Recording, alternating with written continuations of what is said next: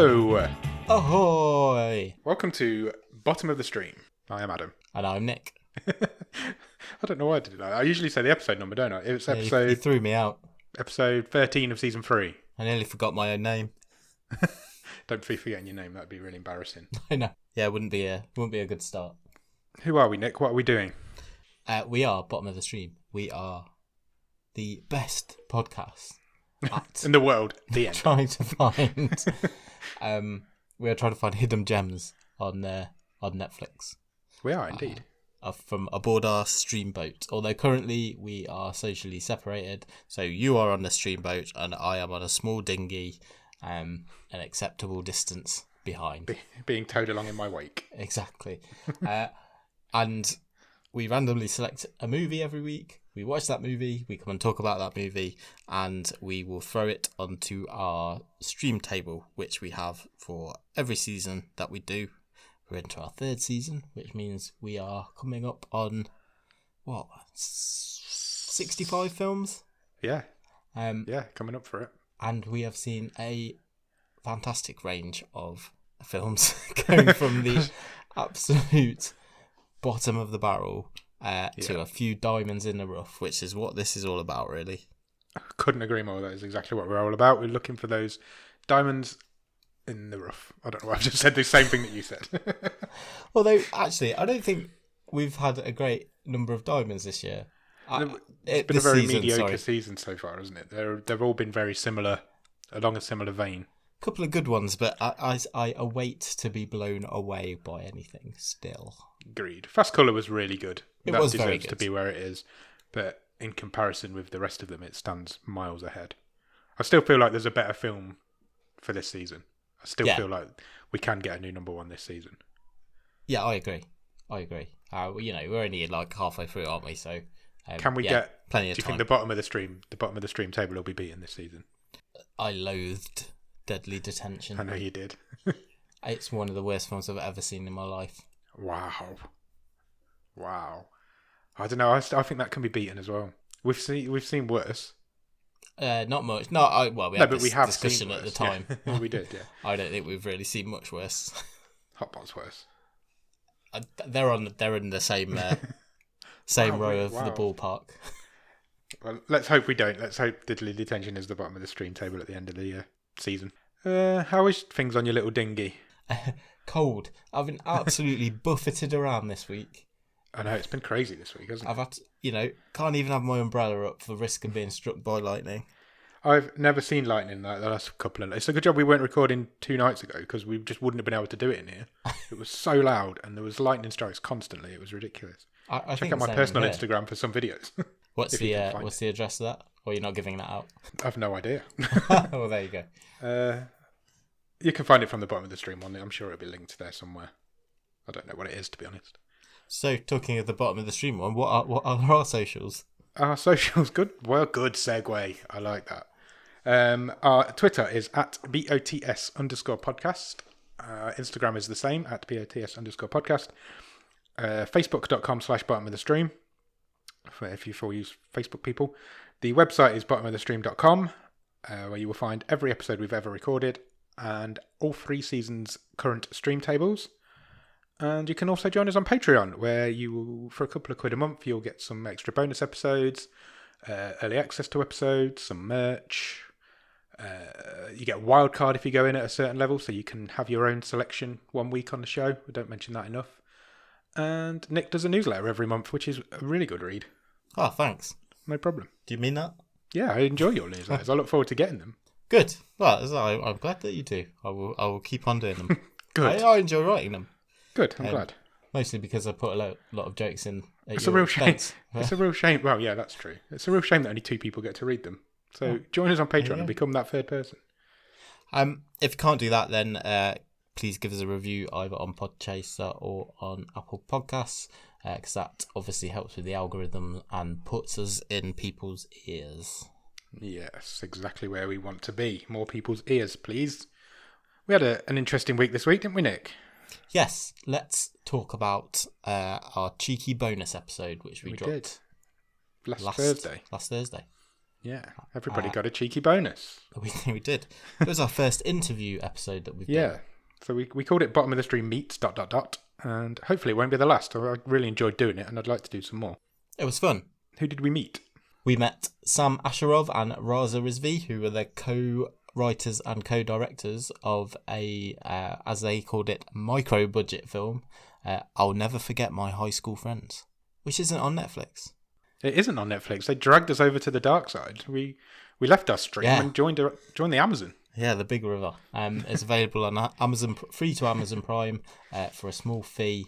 If you've not got Prime, you can rent or buy the movie. And it's a kind of coming-of-age tale, isn't it? It is. It's $3.99 to rent and $9.99 to buy. I looked that up. There you go. There you go. So, but if you've got Amazon Prime, it is free.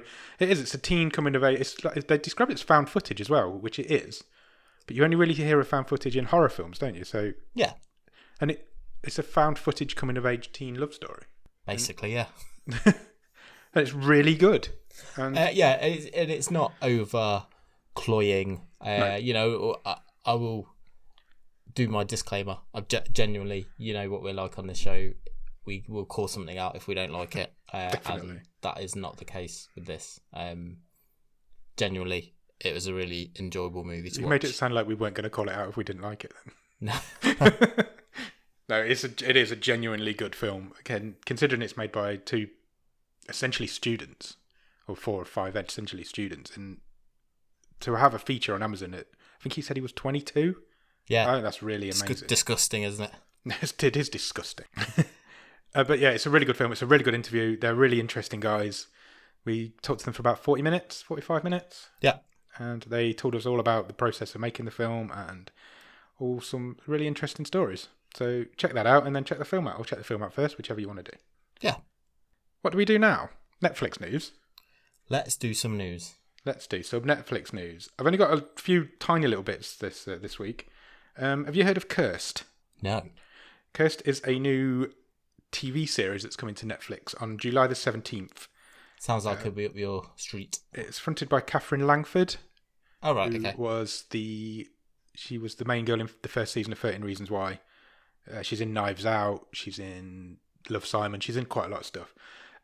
It's a retelling of the the Tales of Arthur, Arthurian legend. Arthurian legends. Of the Sword in the Stone and that sort of thing, but told from a female's perspective. And the trailer was released today, and it looks really good. I think it's like Netflix's next attempt to make a Game of Thrones, because they've tried quite a few times. But yeah, it looks quite good. The trailer came out today. The show starts on July the 17th. All episodes streaming on July the 17th. When we're finished here, I will go and check out the trailer. Trailer's good. It is good. There's a quite cheesy line at the end, but it works, so it's quite nice. My only other piece of Netflix news is that the Jurassic Park trilogy, the original trilogy, is coming back to Netflix on the 1st of July. Oh, happy days for you. So that will mean all 5 Jurassic Park films are available on the stream at the same time, which hasn't been done before on Netflix. Funnily enough, it's almost as if we planned it. The other night, we watched Fallen Kingdom, the most recent one. Yeah. I'd never seen it before, so I thought it was alright, actually. It's alright. It's none of the 2 new ones are on a par with the originals, but I don't know. It's been a long time since I've seen 2 and 3 from the originals. 2's alright. 3's a bit ropey. I love I love the Jurassic Park films. I read today as well that some films are starting to go back into production in the world. Yeah. And Jurassic Park Dominion, I think it's called, is refilming. They're started filming again. Cool. It's going to be all like humans riding on the back of raptors and stuff, isn't it? Or raptors riding on the back of humans. Yeah, maybe. So for the first time, all 5 Jurassic Park films will be streaming at the same time on the same network, same service. So I thought that was quite interesting to point out. If you're in the UK, we can't. Yeah, I'm not sure about America or anywhere else. Or anywhere else. But so it's been the last few weeks have been really quiet for news on Netflix. I don't know why. We had an absolute deluge about 3 weeks ago, didn't we? Yeah. And obviously they're stocking up a bit. Yeah, there must be. It's a strange one, isn't it? Have you been watching anything good at the top of the stream? I have tried one of your recommendations this week. Right. And I've watched a couple of episodes of Somebody Feed Phil. Oh, I finished it. I've watched them all now. What did you think? It's really really nice. Oh, I thought you was going to say. I thought you were going to slag it off. Then I was about to hang up on you. He's so happy. He's such a lovely guy, isn't he? I mean, I don't know. He's not the size of a house. I know. But yeah, it's quite heartwarming actually, for considering it's. I don't mean to belittle it in this way, but it's just a guy going around eating food. Yeah. But there's usually a nice story in there in the episodes we watch, a bit of a historical / heartwarming tale. Yeah, making friends along the way. His attitude's just, he's loving life, isn't he? Yeah, I can't recommend it enough. It is such a good show. All of them are really good as well. I've watched every one now, and there isn't a bad one amongst them. Cool. It really wanted to just make me travel, and I can't. And I really want to now. I will take umbrage with Netflix a bit though, because it's just spat them out in a completely random order at me. I'm not sure why it does that, because there are 3 seasons on Netflix, but it doesn't play them as in season 1, episode 1, 2, 3, 4. It doesn't do them like that. It's really weird. It's like it randomly picks one for you. This is not the first time this has happened to me when it's been a non-sequential program. No, it happened to me in something else as well. I remember the first few times we watched Queer Eye, to talk about that again, one of my other favourite shows. That did the same. And you ended up watching like season 3, then 4, then 1, and then. I wonder so why. I don't know why it does that. I don't know. It's a strange one. I know. Do you remember Love, Death and Robots when that first came out? Oh yes, yeah. That was done intentionally. So that Netflix had an algorithm that, based on what you watch on Netflix, it picked an order for you of how you would enjoy the episodes. So that was done intentionally to do them right. Everybody had a different random order for these 6 short robot films. But I don't know what's happening now with especially with somebody feed Phil. It's really weird. Because I watched all of season 1, then all of season 3, then all of season 2, but none of them in the right order. Oh, right, okay. And in some of them, he talks about places he's been before, and I haven't seen that episode yet. That happened to us. So we watched the London episode, and he mentions Dublin. These 2 Irish dudes turn up. Yeah. I have no idea who these guys are, and he keeps throwing back to this Dublin episode. The Dublin episode's really good, actually, if you check that one out. I'm sure we'll I don't know why Netflix does that, but they do, so be prepared for that. You can select to watch them in the right order, but it's just a bit more time consuming. But when I press play, I expect it to start with season 1, episode 1. Yeah, and it doesn't. Well, that, like I say, it doesn't really matter because it's not like plots, is it? No. But it's why does it do it for a couple of the documentaries when it wouldn't do that for, I don't know, Friends or The Witcher or. It'd be really annoying if it did it for a normal drama show. Exactly. Yeah. But check out Somebody Feed Phil. It's a really good show. What do you think of the theme tune? Yeah, it's very good. I love it. I keep singing it to myself. I like it a lot. Anything what else? We watched? Watched just one of the stupid, easy something to watch on Saturday night. So we watched Spencer Confidential. Oh yeah. Which was a Mark Wahlberg film. Yeah. Came out maybe 6 weeks ago, 2 months. Yes, I feel like it was like beginning of lockdown kind of time. One of the biggest things, according to Netflix, that they've ever released in terms of number of views. Again, using their quite questionable counting technique. Yeah. It was fine. It was exactly what it said on the tin. Stupid action, one-liners, and it's got Marky Mark beating people up. So, and they set up for a sequel at the end, which I'm sure will turn up at some point. Probably. The Netflix seem to be in the realm of sequels these days. There was a point where they weren't making them, but they're doing them now, so maybe. Everyone's after their own little franchises, aren't they? Yeah, exactly. Recommend it to me? Knowing me? I don't think you'd hate it. If you're ever in that kind of mood, it's not terrible. It's fine. It's fine. Would I recommend it? I don't know if I'd go that far, but it's fine. I might check it out. If I get really bored one night, I might check it out. Anything else? I think that's about it for me. Cool. I've finished 13 Reasons Why. Oh, yes. Be aware of the last episode if people who are watching it, because I've never seen it. I feel like I've seen it from talking to you. It's devastating. Sounds exhausting.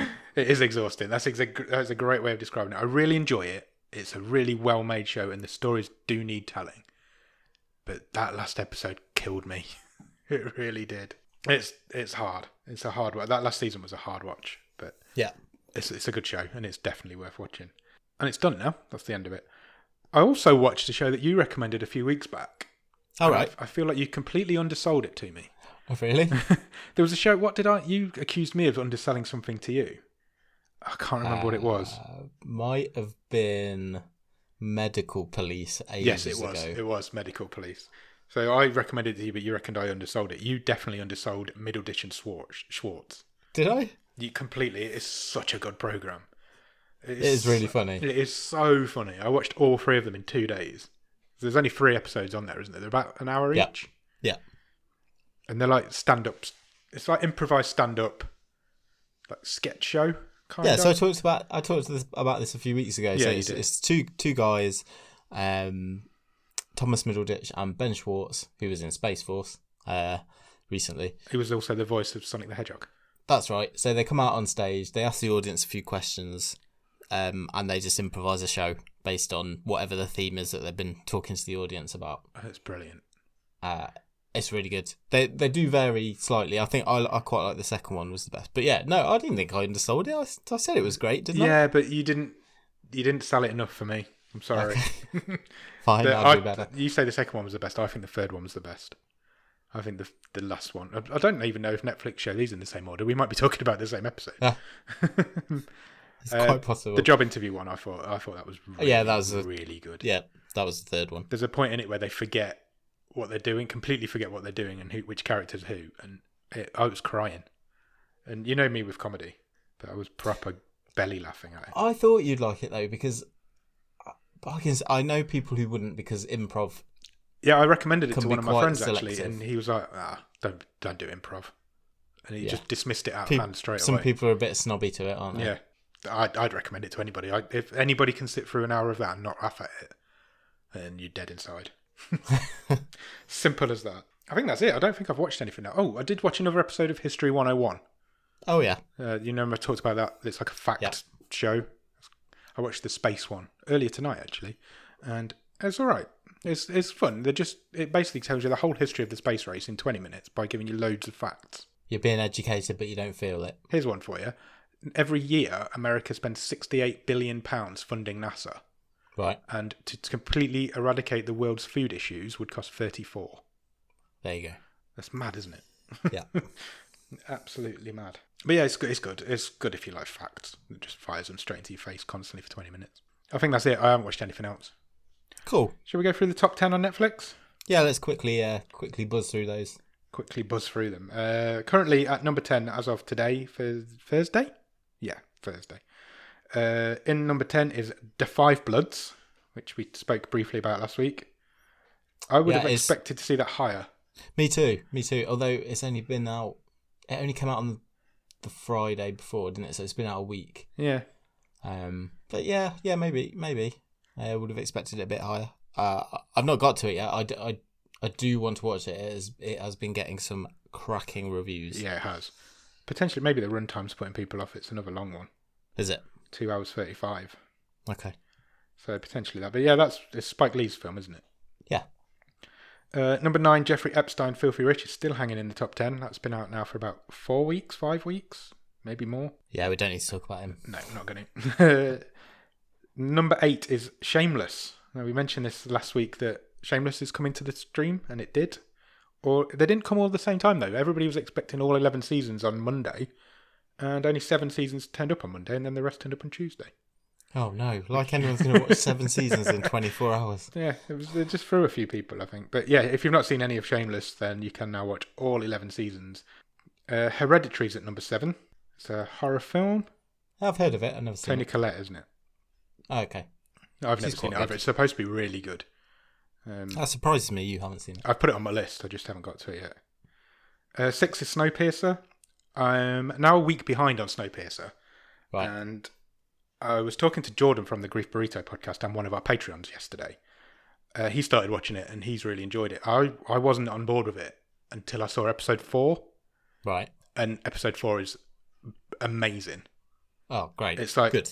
Head and shoulders above the other 3. And it's a really good. So I'm still, there's been 5 so far as of recording. I'm one behind, but yeah, episode 4 blew my mind. It was really good. Good. I'm glad it's clicked because I really want to watch it, and like yourself, I'd heard no one be not giving it too much praise. So I'm not saying the first three are bad. I'm Yeah. just saying the fourth one is brilliant. Cool. So yeah, so I might watch the fifth one after we finish here tonight. In at number 5 is a program called Alexa and Katie. I don't know what that is. It's a TV show that's now in its 4th season, and I've never heard of it. No, me neither. It says, Presumably not it. We are not the target audience. no, I don't think so. It says Alexa is battling cancer, but with her best friend Katie by her side, she's also starting high school and ready for whatever comes next. Okay. Interesting. They're only half an hour. I'm looking for a new half an hour show. If anybody's got like a half an hour show that they want to recommend to me, because I can't find something. I like to have like a half an hour show on the go at this sometimes. Sure. Just when you've got like half an hour to spare. And I haven't got one at the minute, and it's really annoying me. So if anybody's got any recommendations that they think I should watch, bearing in mind that I've probably watched everything, hit me up. Tweet me. You should do It's Always Sunny in Philadelphia, because there's like 16 seasons or something ridiculous. It's a big thing to take on, that, isn't it? Yeah. Of course it is. You're up for the challenge. Maybe I will. Have you seen all of that? No. No. Do you know, now I'm speaking to you, it's just occurred to me that I should probably start Community.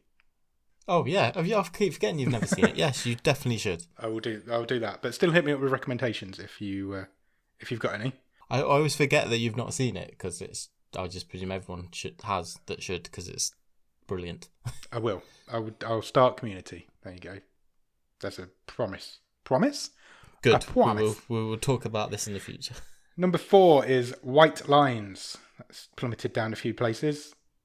I'm going to start that as well, but that's not half an hour, so it doesn't count. 13 Reasons Why is in at number 3, so that's still holding strong a week after its finale, or a week after it came out, whatever. Number 2 is The Woods, which apparently is quite good. My brother started watching it. I've put it on my list as well. It's a Polish drama. All right, it's not about Tiger. No.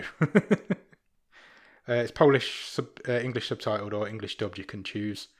It says evidence found on the body of a homicide victim sparks hope in a prosecutor that her sister, who disappeared 25 years earlier, could still be alive.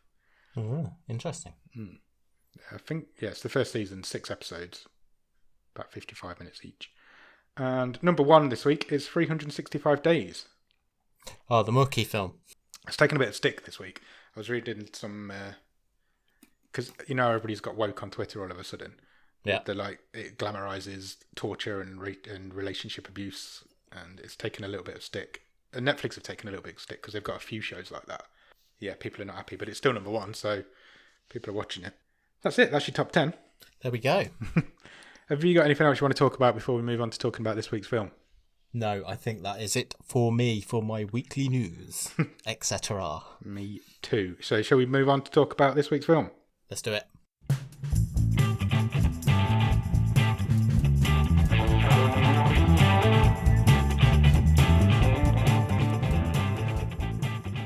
So this week we watched a film called Time Out if you're in the UK, and if you're in America we watched a film called Furlough. It's from 2018. It is a 15, runs for 1 hour and 23 minutes, currently rated at 5.5 out of 10 on IMDb. Stars Melissa Leo as a character called Joan Anderson, and she is an Oscar winner. She joins the rank of, how many Oscar winners did we decide we had in the end? Before today? Yeah, 4 or 5. 4 or 5 before today. Nicolas Cage, Richard Dreyfuss, Rami Malek, Michael Douglas. Yeah, there you go. Is that it? 4. I think so. Well, after this film, we will have 7. Because, I know. Remarkably, there are 3 female Oscar winners in this film. That kind of blew my mind when I realised this. Because when I saw that Melissa Leo had one, and I haven't seen The Fighter, she won it for The Fighter, I haven't seen The Fighter, so I wasn't aware that she had one. I texted you, didn't I? I was like, let's do a bit on Oscars, because we've got an Oscar winner. And then you were like, there's actually 2. And then, like, 5 minutes later, you text me back, like, there's actually 3 in this one film. And it's crazy when you think about it. So, yeah, Melissa Leo has got one. She got one for The Fighter. Whoopi Goldberg's in this film. She has one. And Anna Paquin is in this film, and she also has one. There you go. So Whoopi Goldberg got hers for Ghost. Yep. Back in the 90s. And Anna Paquin, was it the piano when she was a piano or the pianist? Piano. Piano. Pianist is Adrian Brody, which was several years later. Yes, you're right. It was Piano. She was only a child. Yeah. Yeah, so there's 3 female Oscar winners in this film, which is remarkable. Now it is remarkable. We've never had anything like that level of awards in a cast. How was it at the bottom of the stream? I have no idea. Have you ever heard of this film before? Honestly, no. Nor me.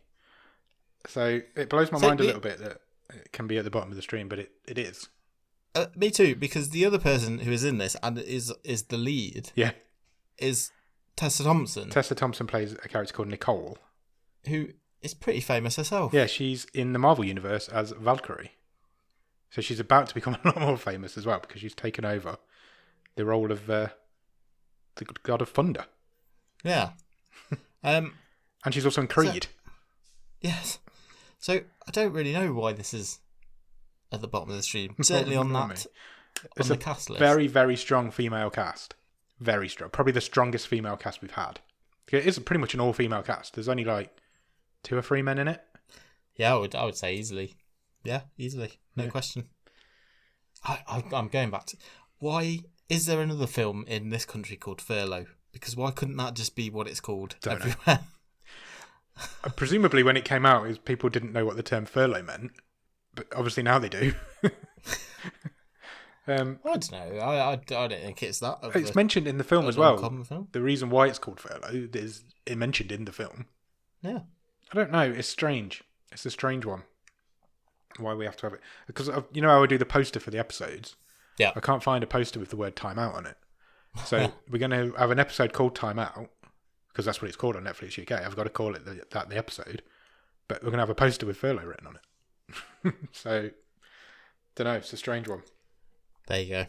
It was directed by a lady called Laurie Collier. There isn't a lot of information on her on IMDb, and she hasn't really done anything that you will have heard of. But it was written by a man called Barry Strugatz. And again, there isn't a lot. He hasn't done a lot in the past either. And there isn't a lot on his IMDb that's worth mentioning, so I'm not going to. Fair enough. do you have a one-word review of Time Out / Furlough? Road trip, one word. I'll let you have it. Road trip. Road trip. Yeah, that's basically what this film is. It's a road trip movie. It's plane, trains and automobiles. Yeah. But, with a prisoner and a prison officer. Buses, trains and taxis. Yeah, basically. So where does the film start? We start in a prison.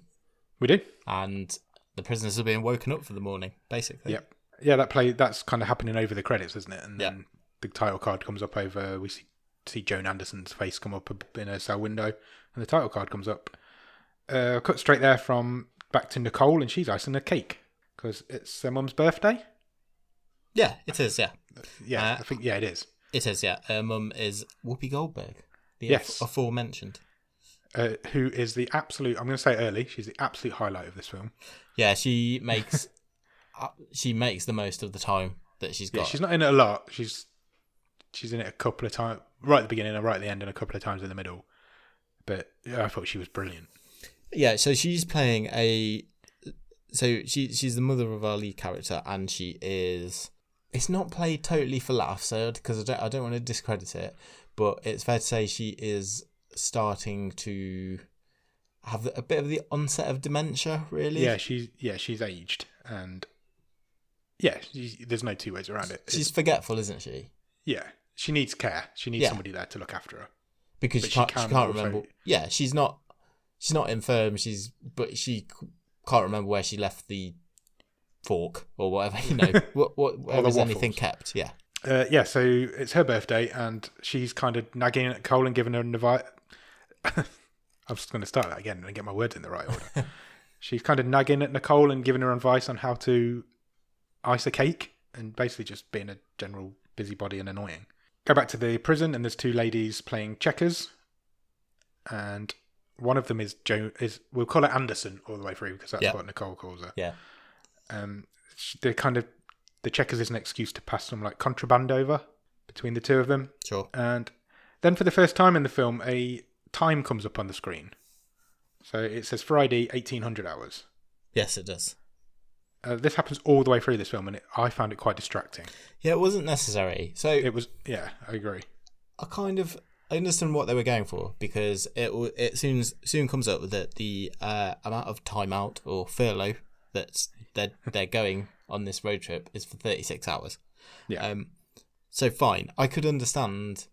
It's a bit clumsy, but maybe I could understand if they'd have done 36 hours left. Yeah. 30 hours left. You know, as they were on this trip, but they didn't do it like that. They just timestamped the weekend.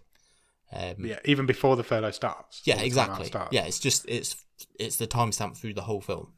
I found it quite distracting. I thought it was kept it taking was me out of the unnecessary. moment. Yeah, I didn't need it. So we start, like I say, it starts at Friday at 1800 hours. They're having like a family dinner for their mum's birthday. I didn't catch Whoopi Goldberg's character's name. I think they called her mums. yeah, There's a plural yeah, mum. yeah. I don't really understand why. But they're having like a family dinner for her birthday, but Nicole gets called into work. So I'm gonna, maybe this is quite nitpicking, but there's several times in this movie where I wanted more from it. So Yeah. there's some really interesting themes that could have been explored here. And the first one they touched on was when they were having this family dinner, and Nicole gets called to go into work to see the warden, and her sister has this really small line about, oh, you know, can't believe you're leaving your family to go and play your part in this unjust mass incarceration system. Yeah. And I was like, oh, there's something really we can explore there. And I don't know if it's because of, you know, everything else that's going on at the minute. I thought, wow, this is going to be really topical, really interesting. But it wasn't. It was never mentioned again. No. I just thought that was interesting. This movie does have a really small runtime. Yeah. It's really short. It's only 83 minutes. It's trimmed to within an inch of its life. It really is. Yeah, it could have done with an extra 10 minutes. Here, just put back in there somewhere.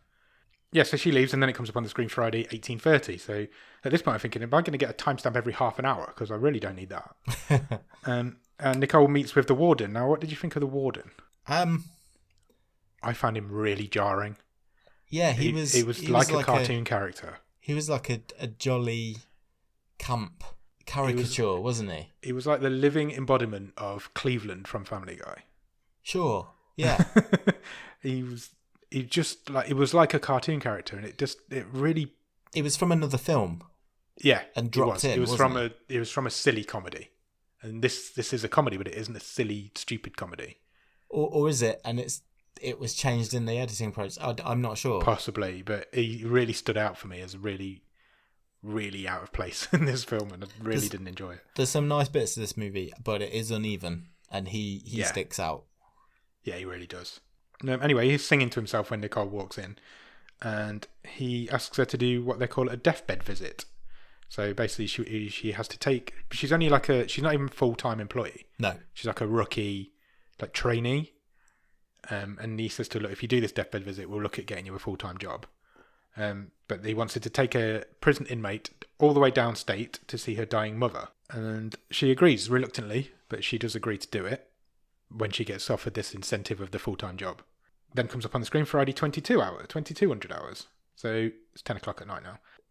Anderson gets called to the warden's office at this point. Now, why he's calling her at 10 o'clock at night? Just before that. Yeah.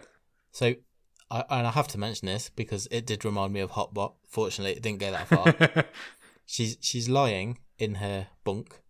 Yes. And she starts to kind of French kiss a poster. Yeah. I think it was. I couldn't quite tell who it was. Was it Tupac? Yeah, I think it was. I couldn't. I didn't stop to check. I must say. I didn't stop to check who it was either. But just by the brief look at it, I thought, oh, that's Tupac. It was again. It felt like it was in a different film. It felt like it was in Hotbot. That's a great show. Yeah.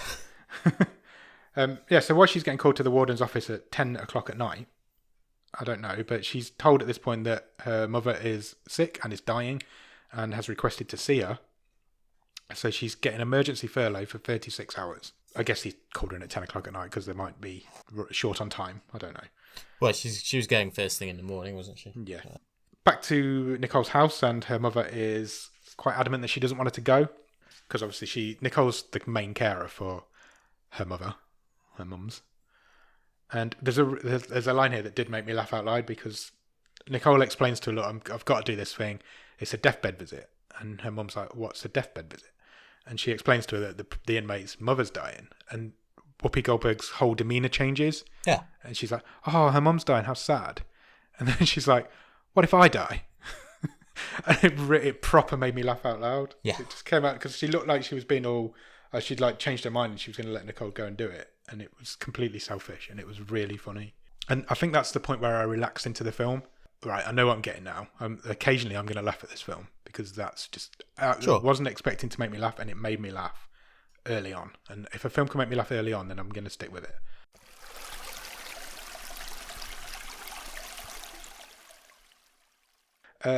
Saturday, 7 a.m. comes up on the screen now. And so Nicole arms up, doesn't she? She does, yeah. She gets a bit of history on the inmate that she's taken out, that she's in for armed robbery. The warden gives her a gun and a taser and some pepper spray. But she refuses the pepper spray because she's already got some. Yeah, and the warden sort of gives her some words of warning. And he says, do not believe anything this woman says. Yeah. So we know that she's a bit manipulative, maybe. For the first time now, Nicole and Anderson meet up, and Nicole chains her up. She basically shackles her, doesn't she? Handcuffs, leg cuffs. Leg cuffs? Is that what they're called? Ankle cuffs? I don't know the terminology. Not me. She puts them on her anyway, and then chains between the two of them, so she's like a walking prisoner, I guess. And they leave. They go through the prison system and get out, and they get driven to a bus station or a bus stop. And it's like not a Greyhound, but like a Greyhound, like an interstate bus.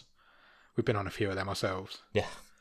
But the bus driver is very reluctant to let them on the bus because this woman's in chains.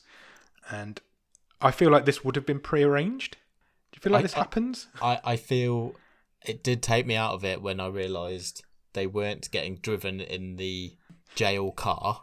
Yeah, that just took them to the bus stop. And then they had to take public transport. Yeah. Someone please correct me if I'm wrong. I feel that a prisoner would not be escorted in cuffs on public transport.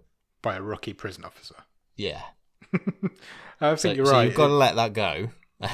There's quite a lot you have to let go in this. But quite a lot. If they hadn't got on the bus, we wouldn't have had this cameo from the character of the bus driver, who I thought was highly entertaining. He was really good. And he was he lays down the law terms, doesn't he? Because at first he won't let them on the bus. Yeah. And then they kind of sweet talk him. Anderson can sweet talk him, yeah. And then the bus driver gives this really, I thought it made me chuckle. This speech about how he's the captain of the ship. Yeah. There's only 5 other people on this bus. On this bus, I'm the law. Yeah. It made me chuckle. And the very last thing he says in his speech is, phones are not allowed on the bus. Turn off your cell phones. And as soon as he says that, Nicole's phone rings. Yeah. And she answers it, and it's her mum. And she can't find the frozen waffles. So you know you're going to get this all the way through as well now. You know her mum's going to keep getting in the way of what's going on. And Nicole's kind of talking her through it whilst Anderson's giggling in the background. But she played it really well. You could tell this was the first time she'd been out of prison for a long time. And she was wondrous of the world around her. Sure, and it does come out, I think it's around here, that Anderson's only got 6 months left as well. Yeah. So she's been in prison for a long time. I can't remember if it says how long, but she is coming towards the end of her sentence. So, I think it was 10 years. Was it? Was it that long? I think so. I'm not. I'm pretty sure it was. Straight after that phone call, it comes up Saturday 9:30, and her phone rings again. Nicole's phone rings again, and it's her sister. And Nicole hasn't told her sister that she's leaving for a few days, and so the sister's become in charge of the mother. And she is not as responsible, to say the least. Yeah, she's a bitch. Yeah, she does. She's not happy about being. To be fair, Nicole probably should have given her some warning that she was going to do it. Yeah. So what's happened is, Mum's has rung the other sister. She's left me on my own. She left me on my own.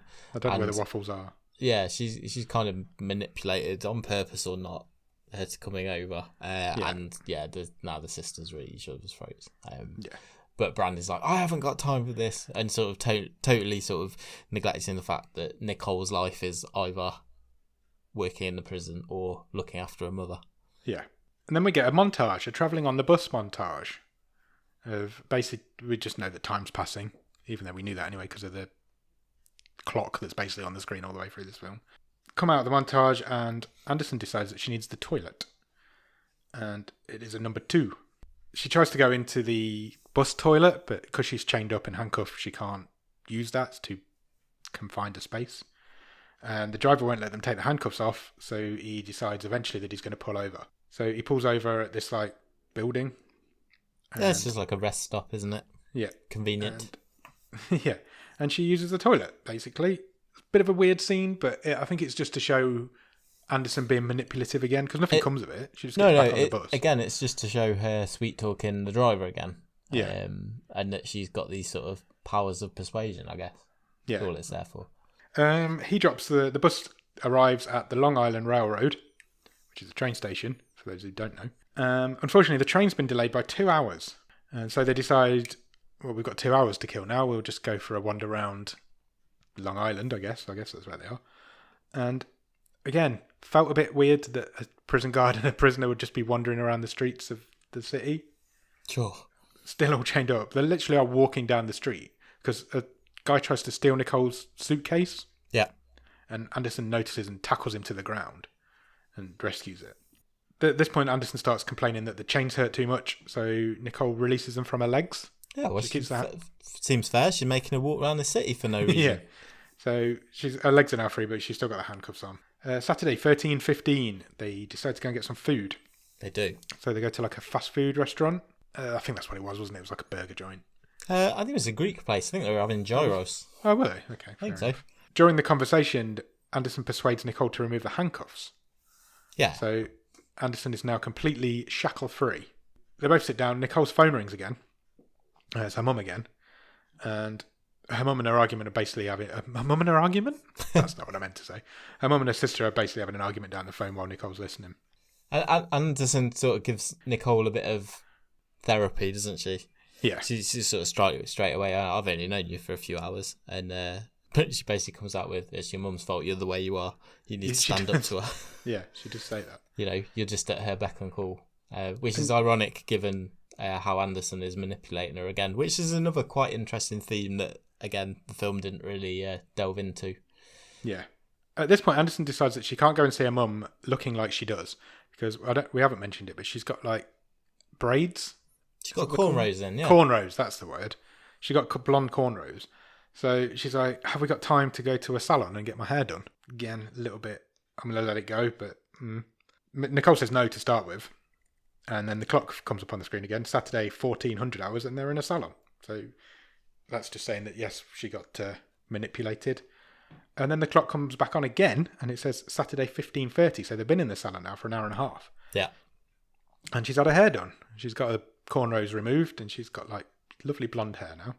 And she heads off to the bathroom, doesn't she? And she finds some makeup for somebody that works, presumably somebody that works there. Yeah, it's like the locker room, isn't it? Yeah.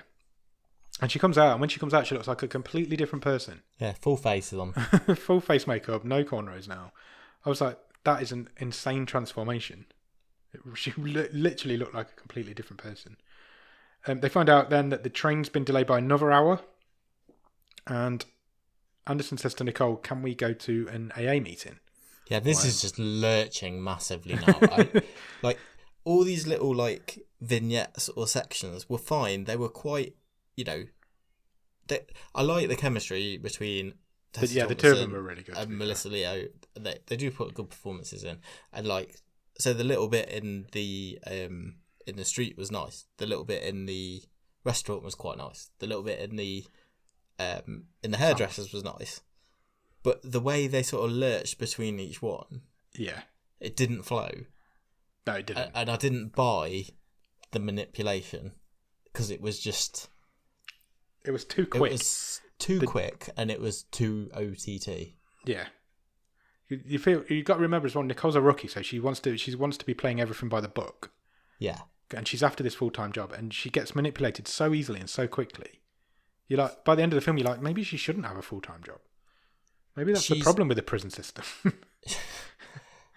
I know they were trying to make, this naive character go on this journey, figuratively and literally. Yeah. But she's so naive. She comes across as simple almost sometimes. Yes. And that is down to the... I'm not even going to say it's the writing. I think it's because it's at that much of a breakneck speed. It's a full tempo film, this. It never breaks either. There's a full tempo film. And that's not because it's not bang, bang, bang, action, action, action. It's just there's no time for anything to breathe. Yeah, it's just moved from scene to scene to scene to scene. Like you say, from the rest stop to the train station to the restaurant to the salon to the AA meeting, all in 10, 15 minutes. Yeah. It does fly. It flies at a pace, and it is to the detriment of the film sometimes, I think. So yeah, they go to an AA meeting, and then again Nicole's phone rings and she has to go and answer that. Same again. And Anderson sneaks out Yeah. of the AA meeting, and again, just coincidentally, there's a sexaholics meeting upstairs. Yes. So she sneaks into that instead. Yeah. And she sits down next to somebody in the sexaholics meeting. Sexaholic a word? I don't know. Let's just go with it. I like it. She sits down next to somebody, and the person who's taking the meeting says, "Oh, we always leave a seat apart in here, so people are not sitting next to each other." Even though, quite clearly in the row in front, there's two people sitting next to each other. Yeah. And why did they not just space the seats out further? Hey, this is prophetic. This is social distancing before social distancing. The lady who was taking the class was familiar to me. She was British, and I've definitely seen her in stuff. She's a comedian. Yeah, I have as well, and I can't think what her name is, and I never thought to look it up. So apologies, whoever you are. Anderson basically goes to this meeting just to... She knows there'll be a man there. It's basically why she goes. Yeah. And she does. She gets hold of this guy who turns out to be a vet. Yes. And he's a sex addict, so they end up in a cupboard together, in a closet together, and start doing the naughty a little bit. Yes, it's a PG naughty at this stage. Yeah, nothing too major. And they decide he asks her to go back to his house or apartment, which obviously she can't do. So they come up with this elaborate plan that would never work in a million years. And she basically goes back to Nicole, and as they're about to leave, she fakes having a seizure. And the man comes running out, pretends he's a doctor, and because he's got like a prescription pad. Yes. Because he's a vet. And he writes down something and says to Nicole, "Look, you need to go and there's a pharmacy over the road, go and get this medication." Yeah, he's like, "I'll stay with her because she might swallow her tongue." Because Nicole did say, "I can't leave her. Yeah. You go and get it." And the doctor really easily persuaded her to go. So now, she did. Again, I know I probably shouldn't be looking at this in this much detail, but it just seemed obvious to me. You know, you're a prison officer. You're going to have had some first aid training. Yeah. And I'm not saying you necessarily want to deal with the situation, but there's no way you wouldn't stand up to the guy and say, "No, you're going. I am staying here." Or there's 2 classes full of people. Yeah. Send another one. Sure. Because there's loads of people around watching them. But anyway, Nicole runs off to the pharmacy. When she's there, she realises that she's been duped because the drug that he's written down is for dogs. She goes running back, and obviously the place is all locked up. Everybody's gone, including Anderson and the guy. And we cut to that guy's apartment. Oh no, we don't. Sorry, we stick with Nicole because she finds an address on the prescription for the guy. She goes to the office. So she goes to his office, but unfortunately, he doesn't work there anymore. Cut to Anderson and the man, and he's got a remote control sex swing. He sure has. It descends from the ceiling At the touch of a button. Yeah. Bright red as well, wasn't it? It was. And Anderson's eyes light up. Yeah. Cut back to Nicole. She's bumped into the building manager from the building that she's at, which was the vet's old surgery. And her phone's died because of all the phone calls that she's been getting. So she asks this guy if she can charge her phone. She doesn't seem all that bothered that she's lost the prisoner. Not at first, yeah. So it's not her first priority in this situation for some reason. So she plugs her phone in. And they have a coffee. They have a coffee. She starts chatting to this bloke. She persuades him to let her into the office. Yep. And so she unplugs her phone and they run out to the office. So her phone was on charge for 2 minutes, maybe 3. They run out to the office and they find his home address where he lives. Cut back to Anderson and the vet, and they're in the sex swing. Oh yeah, just swinging around all over the place. legs akimbo. Things flying all over the shop. Before she leaves, Nicole, we go back to Nicole. Before she leaves this building manager, they have a bit of a flirty moment. Yeah, And he gets her number. Well, they swap numbers, don't they? they do. Yeah, And they have a bit of a flirty phone call while they're standing next to each other to like exchange numbers. And we leave him. That's the end of that. She goes off to find Nicole. it's another example where it was just too much too quick, because again, the Michael, who's that character, and Nicole, they had good chemistry, but they were together for what, 3 minutes in this whole film. Yeah. It's just not enough. Just structured. It was frustrating, actually. It was. Yeah, you're right. We'll come to that more at the end, but it was. This film, by the way, I've written the least amount of notes because it was such a simple film to watch. Sure. Because the same thing just kept happening, just in different locations. It was like Anderson goes missing, the mum rings, Anderson gets found. It happens all the time. Nicole finds her. Yeah, they sort of reunite in the lobby of the apartment building, don't they? Yeah, puts the handcuffs back on her and says, "Look, I'm not taking to your mum now. We're going back to the prison." And within about 30 seconds of her saying that, Anderson's persuaded her to carry on with the trip. Yeah. They finally get on the train, don't they? Yeah, and so they get on the train on Saturday at 21:30 because the clock comes on again. So they get on the train. Nothing really happens on the train. Then they get in a taxi. And eventually they arrive at Anderson's mother's house, which is a mansion. There's no two ways to describe it. And they have a maid. Yes. So this is clearly quite a rich family. Yeah, and Anderson seems to have a really nice relationship with the maid, as if she was maybe raised by her. That is definitely what they were trying to get across, I think. Yeah. Again, in about 30 seconds. Yeah, they have like 2 scenes together. So yeah, she leaves this maid. They have a bit of a hug and a bit of a reunion, don't they? It introduces her to Nicole. Nicole puts the foot cuffs back on her at that point. Yeah. So all the time she's out in public, she's not worn them. As soon as she's in her house, she puts them on her. Yeah, she's got to drag herself up that massive staircase. Yeah. Cuffed. She goes upstairs to see her mother. Turns out her mother is not completely innocent in why she wants to see Anderson. She has asked her there to sign some paperwork so she can give her some money, is what she says. Yeah. But it isn't a will. It is an agreement to live her life any way that she pleases. But to do that, she will have to stay away from her daughter. Yeah. She's paying her off. Yeah. So she offers her... Go on, what are you going to say? Yeah, so just clarify. So this Anderson's mother is offering to pay Anderson to stay away from her own daughter. Yeah. And not come back when she's released in 6 months and basically ruin her life, which is what she thinks will happen. Yeah. So the monetary side of this deal is for $100,000 a year, do not see your daughter. Yeah. Apart from that, you do whatever you want. You live your life however you want. And then there's an attorney there as well, and he says that I will find out if there's been any contact, and at that point I'll stop the payments. Yeah. She also finds out at that point that the daughter thinks that she's dead anyway. She thinks that she died in childbirth, and so she's obviously never met this daughter. No. So she must have been in prison for maybe longer than 10 years. Well, yeah, or she, I'd kind of read in between the lines here because you have to. You don't want things spelled out, but you maybe want a bit of a hint towards character.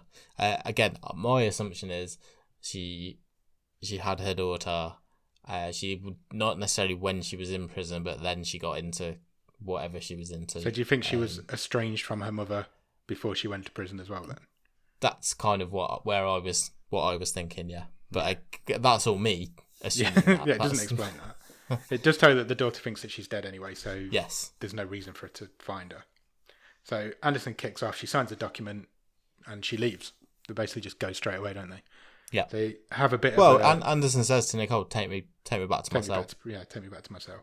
She has another moment with the housekeeper when she leaves, or the maid. And then it cuts to Sunday, 12:15 a.m. I don't know how you say that. Midnight 15? And they're in like a motel room. And Anderson's asleep and Nicole's on a laptop, kind of just goofing around on a laptop. We cut to Nicole, the next morning, hiring a car, and Anderson, she wakes up and she's handcuffed to the bed, because obviously Nicole's gone out, so Nicole's fought ahead this time and handcuffed her to the bed so she can't get out. What she didn't think was, though, I'll take my handcuff keys with me. Yeah. What I'll do is I'll leave them in my suitcase. No, it wasn't a keys. It was. She picked her. She picked. Oh, did she with pick a it? hairpin or something? Okay, yeah. I'll forgive that then. I thought she'd got the key. Is it that easy to pick some handcuffs? I've never tried. Anyway, Anderson managed to get a hold of Nicole's suitcase and found something in there that got her out of the handcuffs. And she does a runner, basically, doesn't she? She gets out of the handcuffs, she goes across the car park, she finds a lorry driver or a trucker, and she offers him a blowjob for a ride, and he accepts. And just as she's about to get in the truck, she gets tased in the back. Which, again, was quite funny. Well, it was funny. Came out of nowhere. It came out, yeah, completely out of nowhere, but she got over it very quickly. Yes. As soon as she had no ill effects from it whatsoever. Nicole manages to cuff her, and they get in the car. So something else happened which didn't sit with me either, because Nicole is now suddenly like, well, this will add years to your sentence. I'm going to have to report this, that you tried to escape.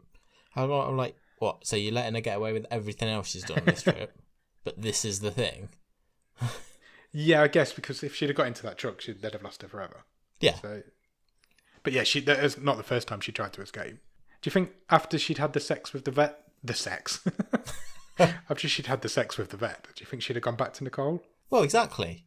Yeah, maybe. They just happened to bump into each other in the lobby, but where was she going? Was she going back? Was she going back? Because she hadn't been to see her mum at that point. Yeah, exactly. Who knows? We'll never know. While they're driving along in the car, like you say, she says that you're gonna get years for this. I'm gonna report it as soon as we get back. Then Nicole's phone rings, and it turns out that Anderson's mother has died overnight. Yep. And Nicole reports it to Anderson, thinking that she won't be that bothered because of what happened the night before. Anderson does have a bit of a cry, and then she falls asleep. And when she wakes up, the car's pulled up outside a house, and it turns out that Nicole's tracked down this daughter, which is presumably what she was doing on the laptop the night before. Sure. And has driven Anderson to the house where she lives, which is a bit presumptuous considering she could have got 100 grand a year. Yeah. But Anderson decides that she does want to meet her daughter, and she does want to go to the house. So she goes up, she rings the doorbell. Nicole says she'll wait in the car for her. So Nicole's doing nice things now. Yeah. From going to report her 5 minutes ago to also some time's passed, but the clock didn't come up this time. So yeah, and Anna Paquin answers the door. She does, yeah. Who I'd completely forgotten was in this, even though me and you had only spoke about it before I started watching this film. Anna Paquin obviously plays the daughter. Did we get a name? I not the Tamil. Oh yes. But they don't address her, so we only know the name because the maid tells her Lily something. Yeah, you're right. She does. Yeah. So she rings the doorbell and she eventually goes in the house, but she doesn't tell Anna Paquin who she is. She pretends to be. I used to know your mother. Yeah, I was a friend of your mother's. But Anna Paquin's character Lily very quickly cottons onto the fact this is clearly her mother who has come to see her. Yeah, she does. Because it's like, if my mother was to come, wink, I'd tell her that she's welcome at any time, wink. And that she has a grandson. Yeah. And Anderson's crying. She's in bits a little bit during this as well. It was pretty obvious who she was. She wasn't hiding it. She's like, oh, I wish I could let her know, wink. Yeah, so it turns out she's got a grandson as well as a daughter. But she eventually leaves, and she never does confess to who she is. But like you say, and Lily says, "Well, come back anytime you want to visit." She's also in prison scrubs all the way through this, and nobody mentions that. No, the vet never mentioned it. The people in the salon never mentioned it. The daughter's not mentioned it. Sunday, 15:45, and we're back at the prison, and the warden comes in again. And this was the bit where I was like, I hate that guy. It was like a comedy telling off that he was giving to Nicole. Yeah, he goes straight in. No, why have you hired a car? I can't pay for that. Oh, that's not on budget. Oh, he was so out of place in this film. It really put me off. Yeah, it's a really, really badly written character. Nicole, obviously on the spot, decides that she's not going to tell the warden what's happened. Well, she does stand up for herself a bit. She says, the trains were trains delayed. got We had to cancelled, hire it, otherwise we wouldn't have made it. Yeah. And Anderson kind of defends her as well, because she says, "Can I speak to the warden?" And he lets her, and she basically just praises how Anderson's handled her over the weekend. Yeah. And the warden offers her a full-time job there and Yeah, then. that's enough. The prisoner says so. Yeah, have a job. 5 seconds after shouting and bawling at her, it's like, "Oh, do you want a job?" At this point, they leave. Anderson goes back to her cell. Nicole goes home. We're coming right up to the end of the film. And we stick with Nicole. Her sister's there.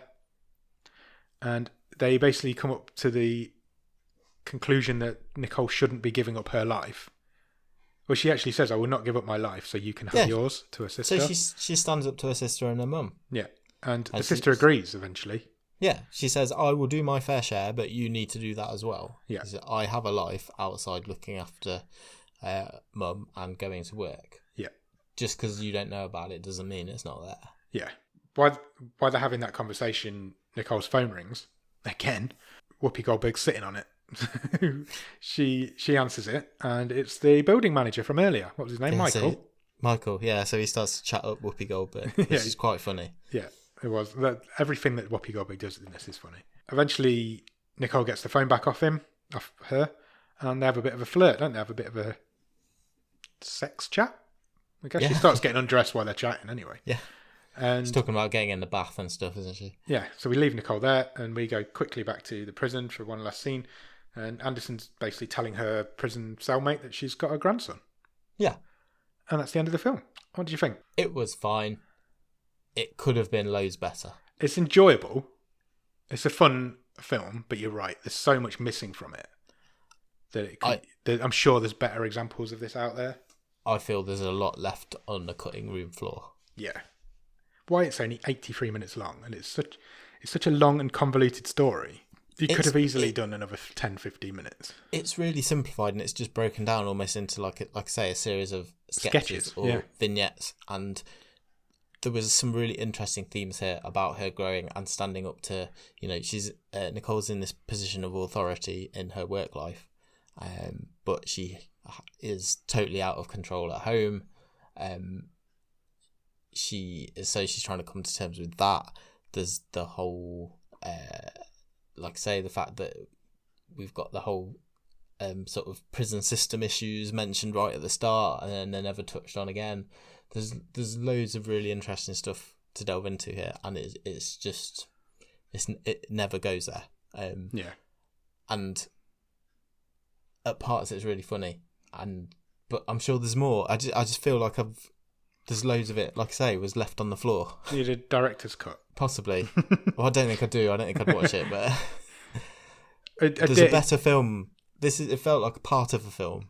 Agreed. It felt like there was bits missing, and all the scenes were there, but there was nothing to tie them together, nothing to make it flow. Because there's some good performances in this. Yeah. In fact, I wouldn't say there's a bad performance in this. No, not at all. Some of the acting's on par with what we've seen ever.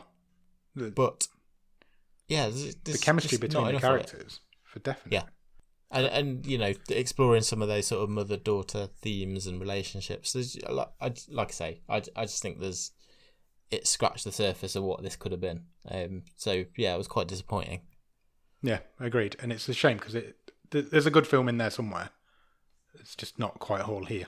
We had a tweet from Ross earlier this week. Ross Cook, who's one of our Patreons. He put that he loves in recent episodes we have covered Fast Colour, which tells the story of the power of generational black women. Acts of Vengeance tells about corrupt cops, and this one now tells about the prison complex. He says could not be more timely. And I was like, I hadn't thought about that at all, but he's got a very good point.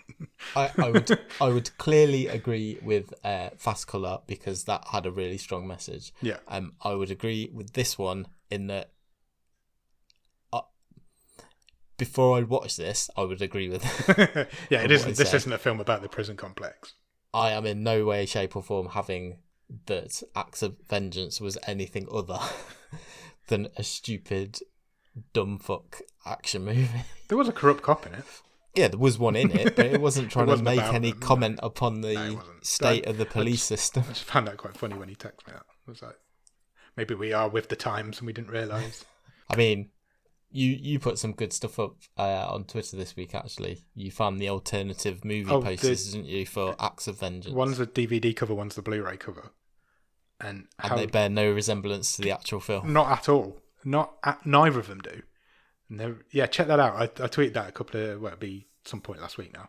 There was no helicopters or exploding skyscrapers. In all of the posters for the film, Tony B's got 2 guns in his hand, and at no point in the film does he even have one. No.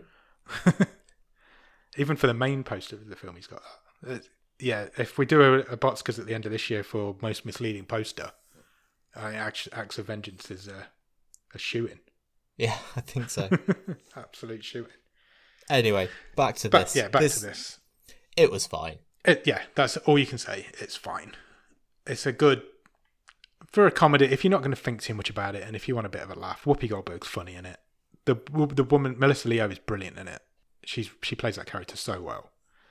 Because she's not like an evil person. She's not like a bad girl. She's just like a bit of a scamp. I quite liked her character. Well, that's part of the thing, isn't it? You know, we're told she can't be trusted. She did, she was in for over 10 years for armed robbery. Yeah, she is portrayed, like you say, as a bit of a scamp. Yeah, we never saw any of that. Yeah, she just seemed like a bit of a scamp. Yeah. Trivia. Have you got a trivia question for me, Nick? I have, yes. How many have you got? 1. Oh, me too. Okay, go for it. You go first. Okay, so at the start of the movie, the very first scene, when they're waking up the prisoners for the day, which cell number does Melissa Leo's character Anderson come out of? 28. Correct. Yes, I wrote that down.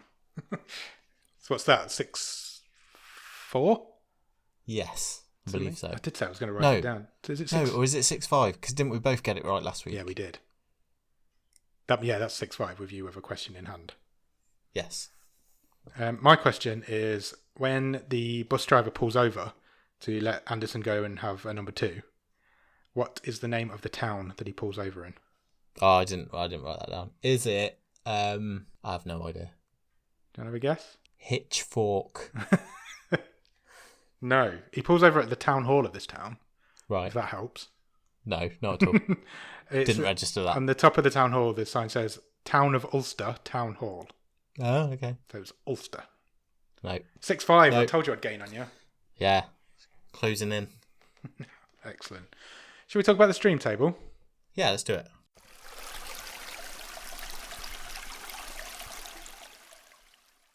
Do you want me to run through the whole thing? Do I need to run through the whole thing?